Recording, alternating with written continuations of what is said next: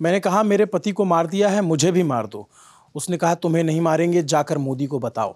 ये बयान जो मृतक मंजूनाथ हैं उनकी पत्नी पल्लवी ने एक रिपोर्टर से बातचीत करते हुए दिया, और ये बताता है कि किस तरीके की हॉरिफाई घटना वहाँ पे हुई है।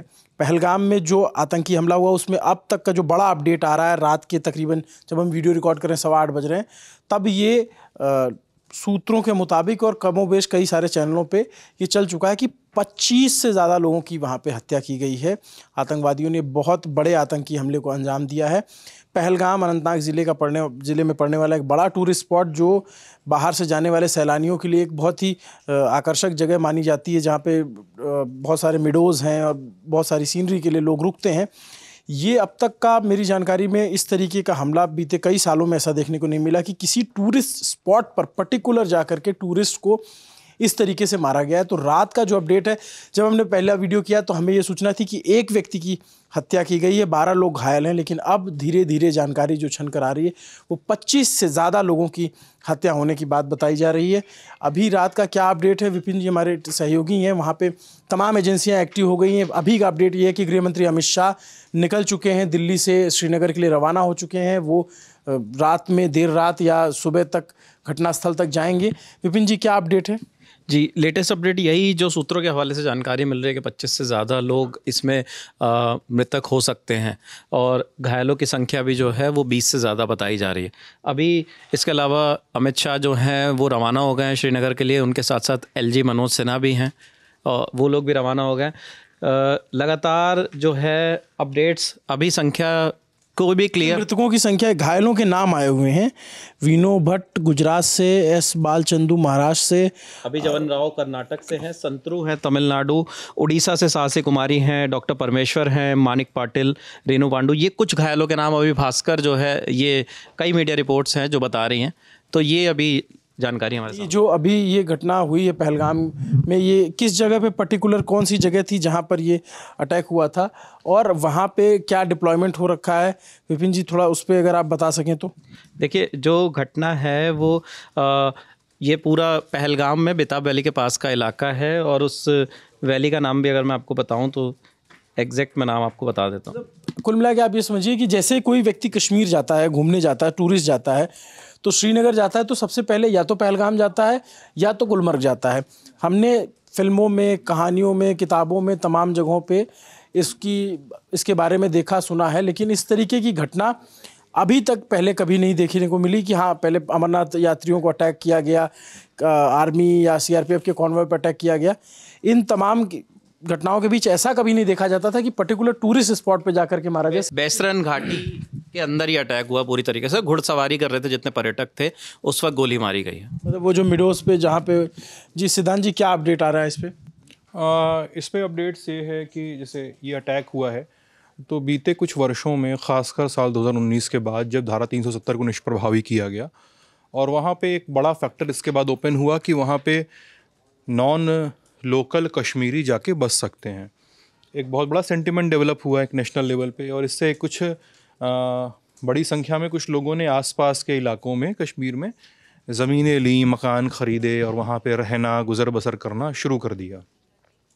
लेकिन लगातार थ्रेट असेसमेंट में ये लोग सबसे अधिक निशाने पर थे और चूंकि थ्रेट असेसमेंट पर काम भी हो रहा था और इस वजह से अगर आप देखें तो कुछ समय तक कश्मीर में बहुत ज़्यादा सख्ती बरत दी गई और उसके बाद जम्मू में अटैक शुरू हो गए और जम्मू में सख्ती बरत दी गई तो अब देखिए अब कश्मीर में फिर से अटैक शुरू हो गए। तो वो कुछ भी मतलब ऐसा वो नहीं कि कोई कंक्रीट लीनियर इक्वेशन था, आतंकियों का भी जिगजैग चल रहा है। एक बार वो आरएसपुरा सेक्टर से एंट्री लेते हैं, अभी पिछले महीने आरएसपुरा से सेक्टर से एंट्री लेकर गोलीबारी की थी।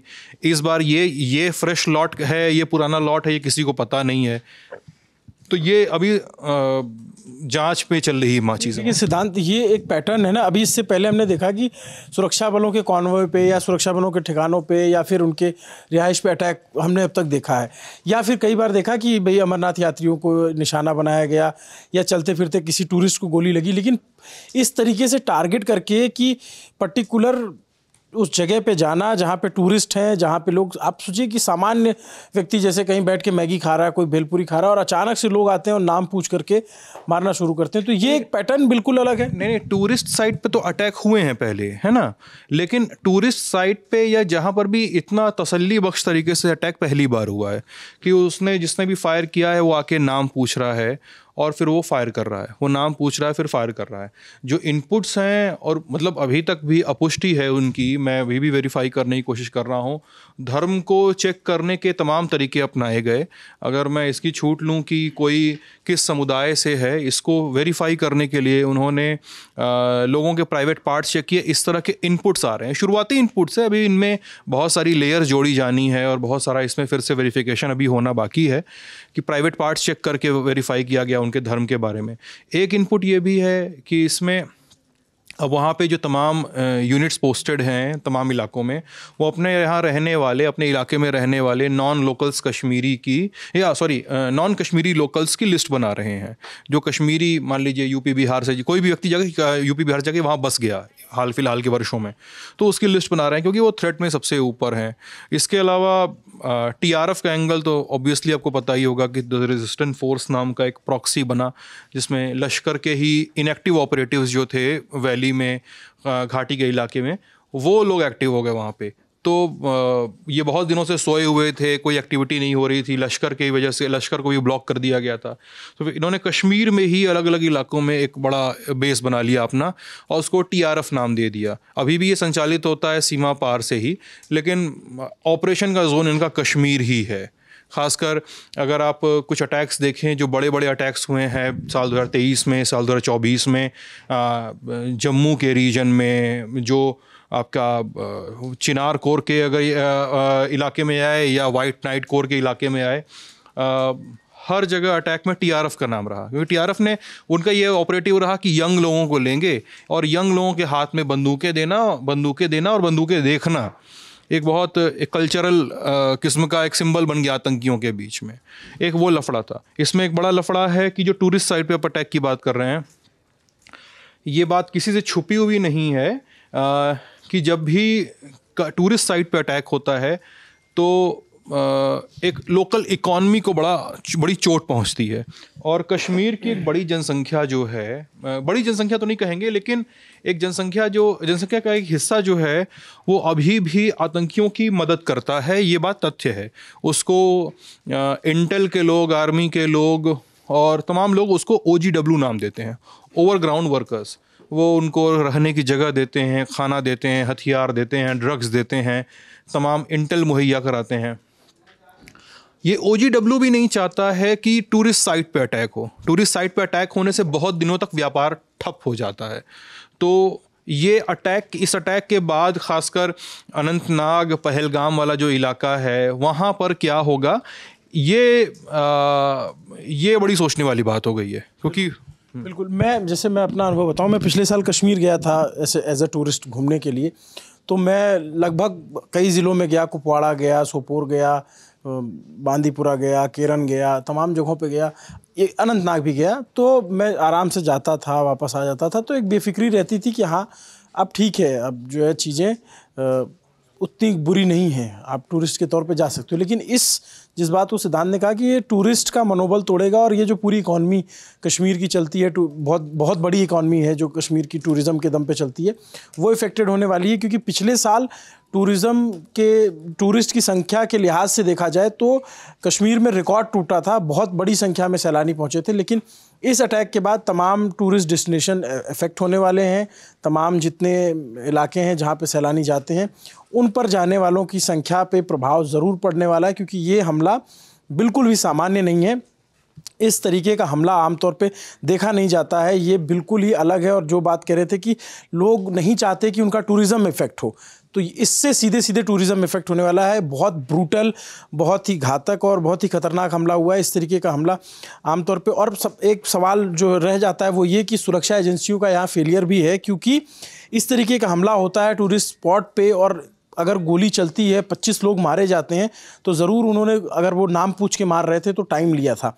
उस टाइम के दौरान कैसे नहीं पहुंच सकी फोर्सेस, और ये आतंकवादी उस उन जगहों तक कैसे पहुंच गए, क्या इनपुट का फेलियर रहा, क्या पुलिसिंग में प्रॉब्लम हुई, या फिर जो भी वहाँ पे सुरक्षा एजेंसियाँ इन्वॉल्व हैं। नहीं, इसमें एक चीज़ बता दूं, इनपुट की बात हो रही है, इनपुट लगातार था, ये इनपुट लगातार आ रहा था कि उस जोन में एक्टिविटी देखी गई है और लगातार एक्शन, क्योंकि अमरनाथ यात्रा शुरू होने वाली थी 5-6 जुलाई से मेरे ख्याल से शुरू होती है, उसके 2-3 महीने पहले से कि अलर्ट तो ज़्यादा आने लगते हैं और लगातार फ्लैश होते हैं अलर्ट की संदिग्ध की स्पॉटिंग हुई है, इस तरह की चीज़ें हो रही हैं, इस तरह के इनपुट्स भी आ रहे थे लगातार। इनपुट्स कितने पास किए गए, क्योंकि अभी भी कश्मीर और जम्मू की सबसे बड़ी समस्या है उस राज्य की कि वहाँ पे ह्यूमन इंट ग्रिड नहीं है। वहाँ पे जो कारगिल युद्ध के समय अगर आपको ध्यान होगा तो एक लोकल शेफर्ड था, गुज्जर बकरवाल था, जिसने बताया था कि चौकियाँ बनी हुई हैं ऊपर। आर्मी के बहुत सारे अधिकारी दोस्त हैं मेरे, वो मतलब अनोनिमिटी की शर्त पे बताते हैं कि we have lost that contact to Gujjar Bakarwal community and everyone there, कि वो हमको बताएं आकर कि वो यहाँ पे ऐसा हो रहा है, क्योंकि कम्युनिटी से और जो ह्यूमन इंटेलिजेंस है उसमें सबसे बड़ी कमी है कि हमारा इन्फो अगर आ भी रहा है तो वो पास ऑन नहीं हो रहा है। तो ये अभी इंट पे एक्ट नहीं हो रहा है, वहाँ पे लफड़े ये हो रहे हैं। जी भाई, इसीलिए मैं सारे सवाल उसी में पूछ रहा था कि भैया इनपुट का फेलियर है या उसके एग्जीक्यूशन में फेलियर है, या फिर जो सुरक्षा एजेंसियों तक जो चीज़ें पास की गई वो वर्कआउट क्यों नहीं हुई। लेकिन अभी रात के 8:30 बजे का जो अपडेट है, पहलगाम में जो बहुत बड़ा दर्दनाक आतंकी हमला हुआ है उसमें टूरिस्ट मारे गए हैं। अब 26 की संख्या की पुष्टि की जा रही है और आशंका जताई जा रही है कि संख्या और भी बढ़ सकती है। 26 लोगों की हत्या हो चुकी है इस पूरे आतंकी हमले में। आतंकवादी अभी तक फरार हैं, उनका कोई पता नहीं है। सुरक्षा एजेंसियाँ एक्टिव हैं, उनको खोजा जा रहा है। गृह मंत्री कश्मीर के लिए निकल चुके हैं, उनके साथ आईबी और तमाम सुरक्षा एजेंसियों के बड़े अधिकारी हैं। ये अपडेट है, लेकिन ये इस पूरी घटना ने सोशल मीडिया से लेकर तमाम जगहों पे एक बड़ा आक्रोश पैदा किया है, क्योंकि इस तरीके की घटना नहीं देखने को मिली कि टूरिस्ट को जा करके टूरिस्ट स्पॉट पे मारा जाए। तो बहुत ही आक्रोश वाली, बहुत ही वैसी प्रतिक्रियाएं देखने को मिल रही है। लोग चाहते हैं, लोग ये कह रहे हैं कि न छेड़ेंगे, न छोड़ेंगे और भूलेंगे नहीं, माफ़ नहीं करेंगे, इसका बदला लिया जाएगा। इस तरीके की प्रतिक्रियाएं सोशल मीडिया पे देखने को मिल रही। अब इस पे क्या अपडेट आते हैं हम ललन टॉप आप तक पहुंचाता रहेगा, और ललन टॉप की एक टीम वो पहलगाम ग्राउंड पे जाने वाली है, वहाँ से आपको तमाम अपडेट मिलते रहेंगे। सुबह से हमारी टीम, मैं और राशिद हमारी टीम से पहलगाम में होंगे और आप तक सारा इनपुट, सारा अपडेट पहुँचाते रहेंगे। देखते रहिए ललन टॉप। शुक्रिया।